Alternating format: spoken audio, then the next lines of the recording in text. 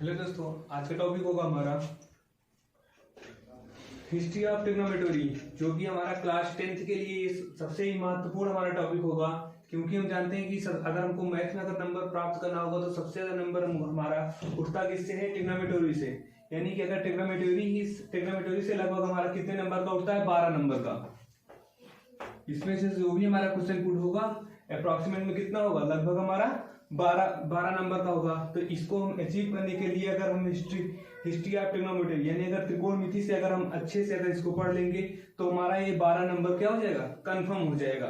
तो इसके लिए आज हमारा पहला वीडियो है ट्रिग्नोमेट्री का। तो इसके लिए सबसे पहले हम इसकी हिस्ट्री जानेंगे कि ये हमारा होता क्या है। तो यहाँ पे ट्राइगोनोमेट्री ये हमारा 3 शब्दों से ग्रीक भाषा में मिलकर बना है। सबसे पहला हो जाएगा हमारा ट्राई का मतलब हो जाएगा 3, और यहाँ पे गोनों का जो अर्थ होगा इसका अर्थ हो जाएगा हमारा कोण या भुजा। कोण या भुजा हो जाएगा। और इसके बाद यहाँ पे जो हमारा मेट्री होगा, मेट्री का इसका अर्थ हो जाएगा मापना। यानी कि 3 कोण या भुजा, यानी कि अगर हम 3 कोण से बने हुए भुजा या उसके कोण के बीच में अगर हम कुछ भी नापते होते हैं तो यही हमारा क्या कहलाता है? त्रिकोणमिति। तो अगर ये तो हमारा इसका इंग्लिश का हो गया। अगर इसका हिंदी का हम देखेंगे तो त्रि का मतलब हो जाएगा 3।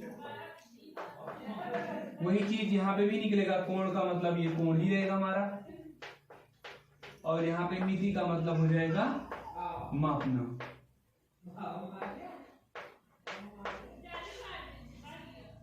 अब इसके बाद देखेंगे ये हमारा किस पे डिपेंड होता है।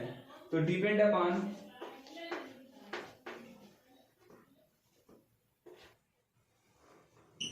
यहाँ पे देखेंगे हमारा ये त्रिकोणमिति होगा, ये हमारा किस पर डिपेंड होगा?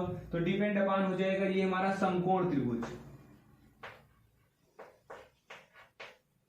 समकोण त्रिभुज तो वैसे दो भुजा के आधार पे और कोण के आधार पे हमारा 3 प्रकार का होगा। एक हमारा समकोण होगा, एक हमारा विषम होगा, एक हमारा न्यून कोण होगा। तो यहाँ पे देखेंगे तो समकोण की चर्चा करेंगे तो ये जो हमारा समकोण होगा ये भी हमारा वेरीफाई होगा किस पर? पाइथागोरस प्रमेय पर। पाइथागोरस प्रमेय पर ये हमारा किस पर वेरीफाई होगा? पाइथागोरस प्रमेय पर होगा। जब पाइथागोरस प्रमेय का होता, और पाइथागोरस प्रमेय होता क्या है? मान लीजिए ये हमारा कोई क्या है? समकोण त्रिभुज है। ए है, ये बी है, ये सी है। त्रिभुज में अगर त्रिभुज के तीनों अंतः कोणों का योगफल 180 अंश होता है, लेकिन हम जानते हैं कि अगर हमारा इसमें एक कोण क्या होगा? 90 डिग्री का होगा। मान लीजिए यहाँ पर हमारा बी वाला जो कोण है वो बी वाला कोण हमारा कितने का है? 90 डिग्री का है। जब ये हमारा 90 डिग्री का होगा तो यहां से हम देखेंगे तो इसमें ये जो दोनों कोण होंगे ये हमारा क्या होगा? इन दोनों कोणों का योगफल हमारा 90 होगा। तो जब यहाँ पे 90 ये होगा और 90 ये होगा, टोटल हमारा 180 हो जाएगा। ये हमारा त्रिभुज की डिफिनेशन को क्या करेगा? ये हमारा अप्लाई करेगा। तो इसके बाद अगर हम देखेंगे जब यहाँ पे एक कोण हमारा 90 हो गया तो ये हमारा समकोण हो गया। तो समकोण के अनुसार यहाँ पे जब देखिए जिसके जो हमारा समकोण होगा उसके सामने वाली भुजा को हम क्या कहते हैं? कर्ण।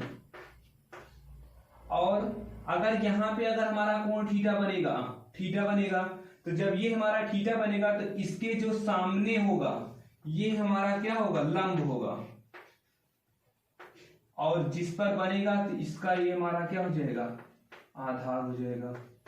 जैसे हमारा कोई घर होगा, घर का आधार जहां पे होगा यानी कि उसकी नींव होगी, और यहाँ पे जो हमारा थीटा कोण बन रहा है तो इसकी नींव हमारी क्या हो जाएगी? ये वाली रेखा हो जाएगी। तो इसलिए ये हमारा आधार हो जाएगा। अगर यहाँ से हमारा अल्फा कोण बनता, जब यहाँ पर अल्फा कोण बनता तो ये इसका आधार होगा, यानी कि इसका ये आधार हो जाएगा और ये हमारा लंब हो जाएगा, और कर्ण हमेशा हमारा वही रहेगा। तो हम थीटा की बात करेंगे तो यहां से अगर हम देखेंगे तो यहां से पाइथागोरस प्रमेय हो जाएगा आधार का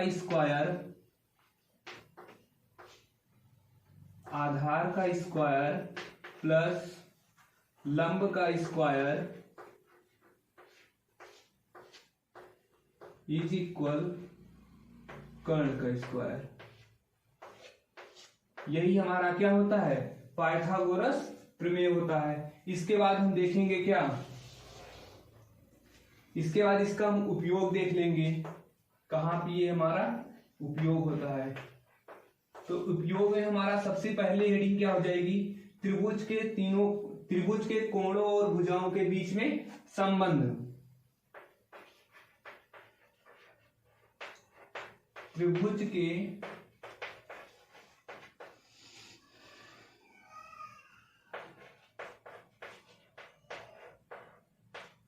तीनों कोण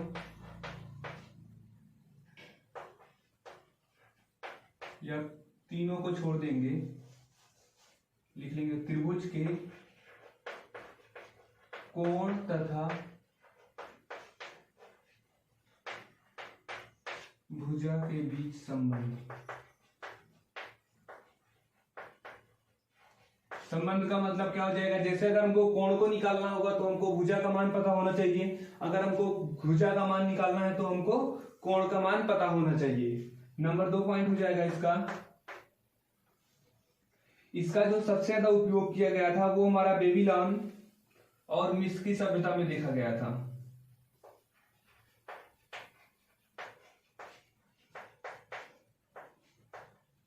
बेबीलोन और मिस्र की सभ्यता में,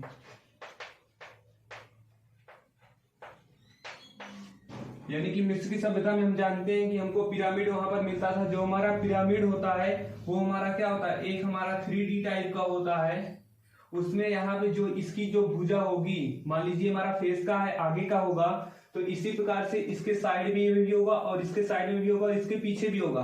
तो इसका जो ये वाली भुजा होती है वो हमेशा क्या होती है, चारों तरफ हमारी इसकी बराबर होती है। ये हमारा मिस्र की सभ्यता से मिल जाएगा। और बेबीलोन में जो भी हमारी इमारतें बनती थी वो सभी आधारित होती थी किस पर, पाइथागोरस प्रमेय पर ही आधारित होती थी। इसके बाद तीसरा हो जाएगा,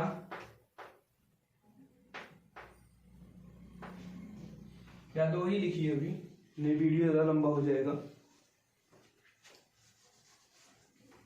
इसको स्क्रीनशॉट करके ले लेंगे। इसके बाद हम देखेंगे थोड़ा सा इनके बारे में। पहले इसे देखा जाएगा तो हिस्ट्री ऑफ ट्रिग्नोमेट्री, यानी कि ट्रिग्नोमेट्री का जो भी हमारे जनक है उनके नाम क्या थे, हिप्पार्कस।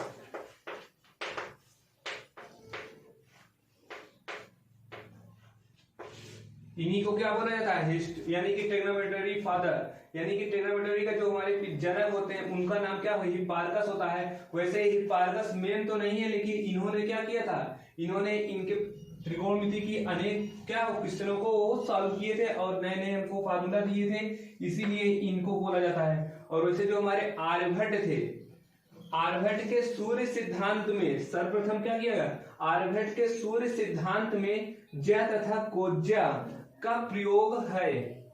सबसे पहले हमारा ज्या तथा कोज्या का जो प्रयोग किया गया था वो हमारा आर्यभट्ट के सूर्य सिद्धांत नामक ग्रंथ में किया गया था, जो क्रमशः साइन व कोसाइन के समानार्थी हैं। यानी कि साइन को ज्या बोलते हैं और कोसाइन को कोज्या बोलते हैं। इसके बारे में हम थोड़ा डिटेल से आगे बढ़ेंगे। इसके बाद होता है 6 त्रिकोणमितीय फलन।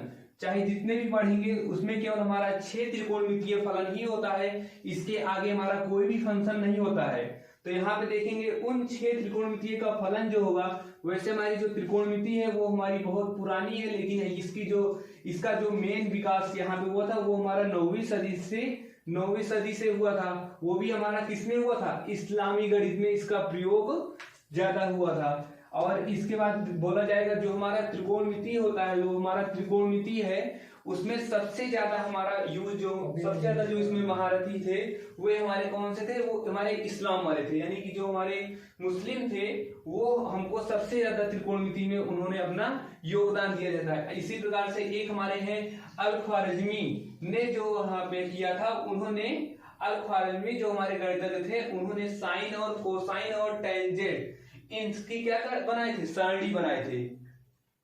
अब इसके बाद देखेंगे वो हमारे 6 त्रिकोणमितीय अनुपात कौन थे। इसको लिखना हो हिस्ट्री में तो इसको क्या कर सकते हैं, स्क्रीनशॉट देकर नोट कर लेंगे।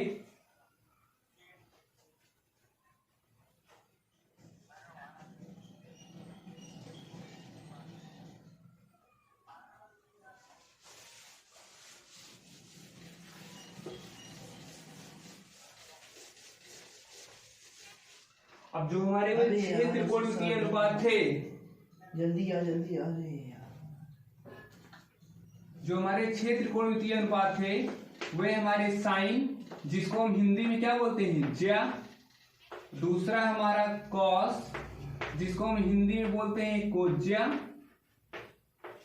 और तीसरा हमारा क्या है, या साइन को पूरा लिख दिया जाए,